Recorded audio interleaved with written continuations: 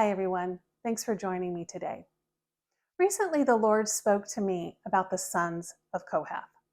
The scriptures state that Kohath was a son of Levi and was the grandfather to Moses, Aaron, and Miriam. The Kohathites were Levites, though not all of them served as priests. Numbers chapter 4 describes the specific task of transporting the items from the Holy of Holies, that inner sanctuary of the tent of meeting, which the Kohathites were instructed to move. The Lord gave instructions so specific that not following them to the letter was punishable with death. The Lord highlighted Numbers chapter 7, where the responsibilities of transporting the tabernacle were divided up among the Levites. It says, "So Moses took the carts and oxen and gave them to the Levites. He gave 2 carts and 4 oxen to the Gershonites as their work required. And he gave 4 carts and 8 oxen to the Merarites as their work required. But Moses did not give any to the Kohathites, because they were to carry on their shoulders the holy things for which they were responsible." Why were they not given carts? Simply put, this requirement set them apart from the other Levites and all the other tribes. It also spoke to their obedient surrender to God's will. For you and I, this humble act of dedicated service illustrates the level of diligence we should have in stewarding our own relationship with the Lord. I then heard the Lord say, "Faithful stewards of my presence." And then I heard this. The sons of Kohath are rising, those faithful stewards of that which is sacred and holy. Thus out of obscurity shall be their appearing, for I have had them hidden away in the deep place of abiding, preparing these of my own for such a time as this.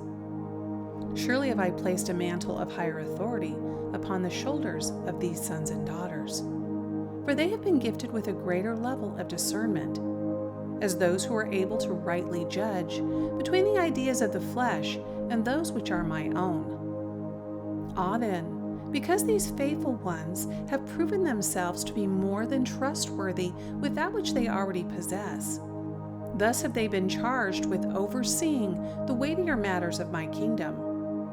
For I have seen they carry the inner strength to bear this heavier load of responsibility, and therefore shall not falter as they walk out this higher calling I have placed upon their lives. And so can those from this Levitical sect even now be found operating as such, for they have dedicated their entire existence to upholding my standards of holiness and of being faithful administrators of the truth. For surely does there dwell a determination in their hearts to live out their lives in accordance with my will.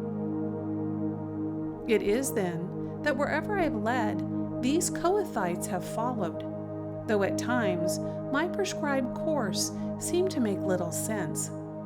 Yet did they continue onward, pushing through any doubt and every obstacle the enemy attempted to erect, which was intended to stop them from advancing. However, because these of my own are not prone to giving up, they have persevered even when the going at times has been more difficult.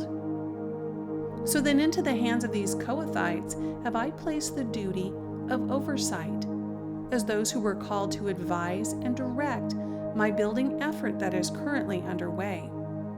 For they possess a certain degree of spiritual foresight that shall enable them to accurately discern when and how to implement each phase of this new construction, as I have a specific design in mind for its form and function. Therefore, indeed, shall this new configuration of the elect bear no resemblance to the current model of the modern-day church. See then in the midst of the assemblies will these stand, as those who shall ensure that my standards are upheld. For so strong is their inner conviction that compromise to them is not an option. As such, others shall be encouraged to follow their example, for surely then shall there be found amongst the elect a renewed desire to pursue holiness.